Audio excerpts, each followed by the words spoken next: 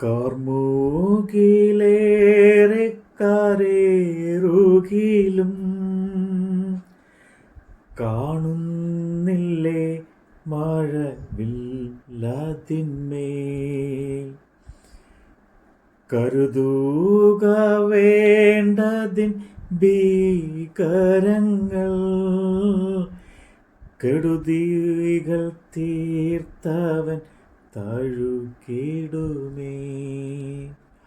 ആഴലേറും ജീവിത മരുവിൽ നീ തളരുകയോ ഇനി സഹജേ.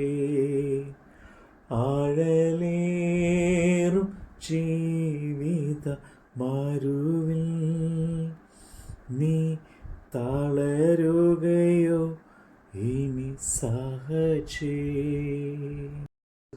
യോഹന്നാന്റെ സുവിശേഷം 5-ാം അധ്യായം. അതിൻ്റെ ശേഷം യഹൂദന്മാരുടെ ഒരു ഉത്സവം ഉണ്ടായിട്ട് യേശു യെരുശലേമിലേക്ക് പോയി. യെരുശലേമിൽ ആട്ടുവാതിക്കൽ ബെത്സയിദ എന്ന് എബ്രായ പേരുള്ള ഒരു കുളം ഉണ്ട്. അതിന് 5 മണ്ഡപമുണ്ട്.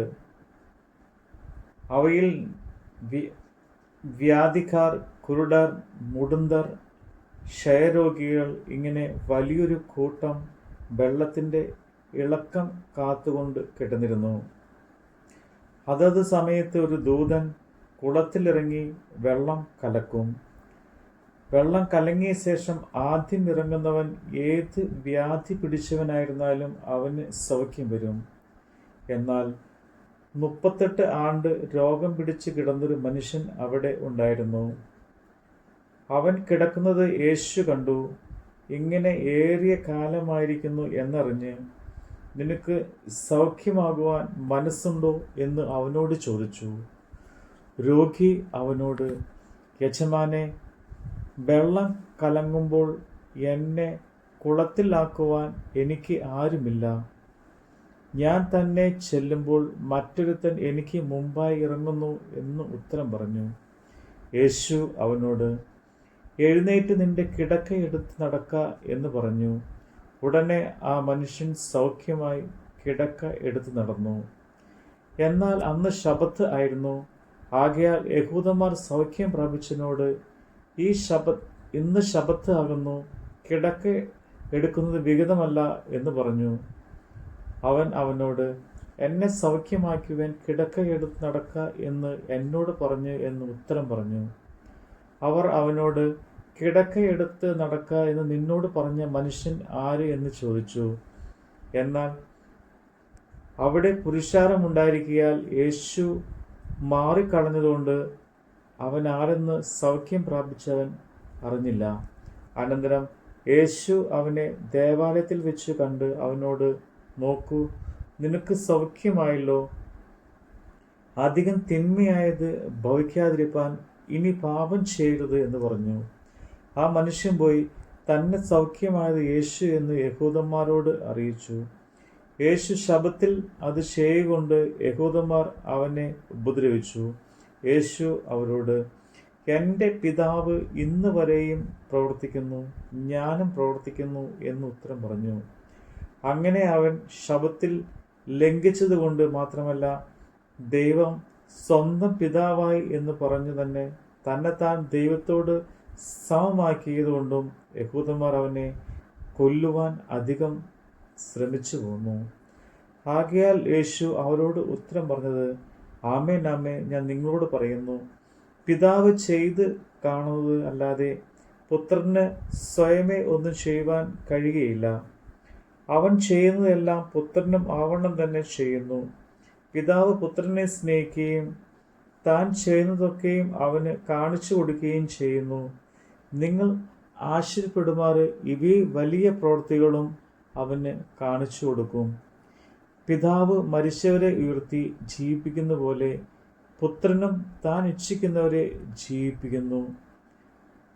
എല്ലാവരും പിതാവിനെ ബഹുമാനിക്കുന്നത് പോലെ പുത്രനെ ബഹുമാനിക്കേണ്ടതിന് പിതാവ് ആരെയും ന്യായം വിധിക്കാതെ ന്യായവിധിയെല്ലാം പുത്രന് കൊടുക്കുന്നു. പുത്രനെ ബഹുമാനിക്കുന്നവൻ അവനെ അയച്ചവനെ പിതാവിനെയും ബഹുമാനിക്കുന്നില്ല. ആമേൻ ആമേൻ ഞാൻ നിങ്ങളോട് പറയുന്നു, എൻ്റെ വചനം കേട്ട് എന്നെ അയച്ചവനെ വിശ്വസിക്കുന്നവന് നിത്യജീവനുണ്ട്. അവൻ ന്യായവിധിയിൽ ആകാതെ മരണത്തിൽ നിന്ന് ജീവനിലേക്ക് കടന്നിരിക്കുന്നു. ആമേൻ ആമേൻ ഞാൻ നിങ്ങളോട് പറയുന്നു, മരിച്ചവർ ദൈവപുത്രൻ്റെ ശബ്ദം കേൾക്കുകയും കേൾക്കുന്നവർ ജീവിക്കുകയും ചെയ്യുന്ന നാഴിക വരുന്നു, ഇപ്പോൾ വന്നുമിരിക്കുന്നു. പിതാവിന് തന്നെ തന്നെ ജീവനുള്ളതുപോലെ അവൻ പുത്രനെയും തന്നെ തന്നെ ജീവനുള്ളവൻ ആക്കുമാറ് വരം നൽകിയിരിക്കുന്നു. അവൻ മനുഷ്യപുത്രൻ ആകയാൽ ന്യായവിധി നടത്തുവാൻ അവന് അധികാരവും നൽകിയിരിക്കുന്നു. ഇതിങ്കിൽ ആശ്ചര്യപ്പെടരുത്. കല്ലറിൽ ഉള്ളവർ എല്ലാവരും അവൻ്റെ ശബ്ദം കേട്ട് നന്മ ചെയ്തവർ ജീവനായും തിന്മ ചെയ്തവർ ന്യായവിധിക്കായും പുനരുത്ഥാനം ചെയ്യുവാനുള്ള നാഴിക വരുന്നു.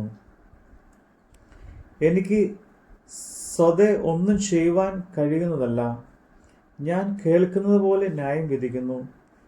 ഞാൻ എൻ്റെ ഇഷ്ടമല്ല, എൻ്റെ അയച്ചവൻ്റെ ഇഷ്ടമത്രേ ചെയ്യുവാൻ ഇച്ഛിക്കുന്നതുകൊണ്ട് എൻ്റെ വിധി നീതിയുള്ളതാകുന്നു. ഞാൻ എന്നെക്കുറിച്ച് തന്നെ സാക്ഷ്യം പറഞ്ഞാൽ എൻ്റെ സാക്ഷ്യം സത്യമല്ല. എന്നെക്കുറിച്ച് സാക്ഷ്യം പറയുന്നത് മറ്റൊരുത്തനാകുന്നു.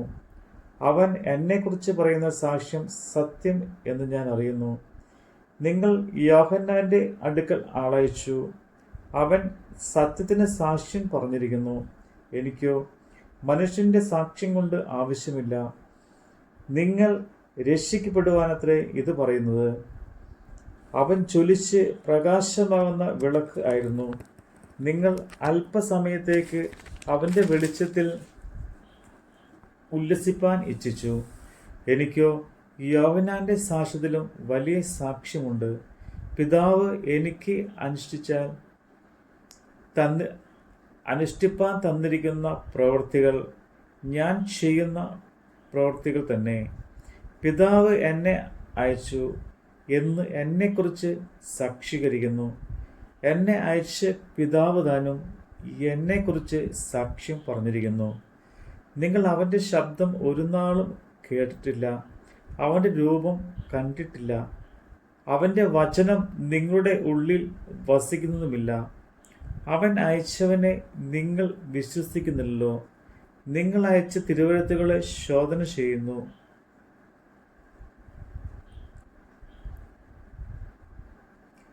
നിങ്ങൾ തിരുവെഴുത്തുകളെ ശോധന ചെയ്യുന്നു.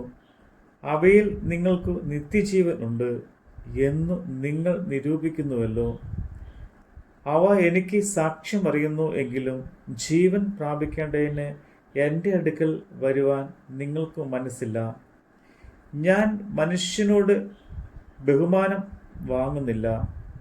എന്നാൽ നിങ്ങൾക്ക് ഉള്ളിൽ ദൈവസ്നേഹം ഇല്ല എന്ന് ഞാൻ അറിഞ്ഞിരിക്കുന്നു. ഞാൻ എൻ്റെ പിതാവിൻ്റെ നാമത്തിൽ വന്നിരിക്കുന്നു. എന്നെ നിങ്ങൾ കൈക്കൊള്ളുന്നില്ല. മറ്റൊരുത്തൻ സ്വന്തം നാമത്തിൽ വന്നാൽ അവനെ നിങ്ങൾ കൈക്കൊള്ളും. തമ്മിൽ തമ്മിൽ ബഹുമാനം വാങ്ങിക്കൊണ്ട് ഏക ദൈവത്തിൻ്റെ പക്കൽ നിന്നുള്ള ബഹുമാനം അന്വേഷിക്കാത്ത നിങ്ങൾക്ക് എങ്ങനെ വിശ്വസിപ്പാൻ കഴിയും? ഞാൻ പിതാവിൻ്റെ മുമ്പിൽ നിങ്ങളെ കുറ്റം ചുമത്തും എന്നു നിങ്ങൾക്ക് തോന്നരുത്. നിങ്ങളെ കുറ്റം ചുമത്തുന്നവൻ ഉണ്ട്. നിങ്ങൾ പ്രത്യാശ വച്ചിരിക്കുന്ന മോശ തന്നെ. നിങ്ങൾ മോശയെ വിശ്വസിച്ചു എങ്കിൽ എന്നെയും വിശ്വസിക്കുമായിരുന്നു. അവൻ എന്നെക്കുറിച്ച് എഴുതിയിരിക്കുന്നു. എന്നാൽ അവൻ്റെ എഴുത്ത് നിങ്ങൾ വിശ്വസിക്കുന്നില്ല എങ്കിൽ എൻ്റെ വാക്ക് എങ്ങനെ വിശ്വസിക്കും? നമ്മുടെ കർത്താവിൻ്റെ വചനമാണ് നമ്മൾ കേട്ടത്. കൈപ്പുള്ള വെള്ളം കുടിച്ചിടിലും കൽപ്പന പോലെ നടത്തിയിടണം. ഏൽപ്പിക്കയില്ലവൻ ശത്രുക്കയിൽ സ്വപൂരം നീ അണയും വരെയും ആഴലേ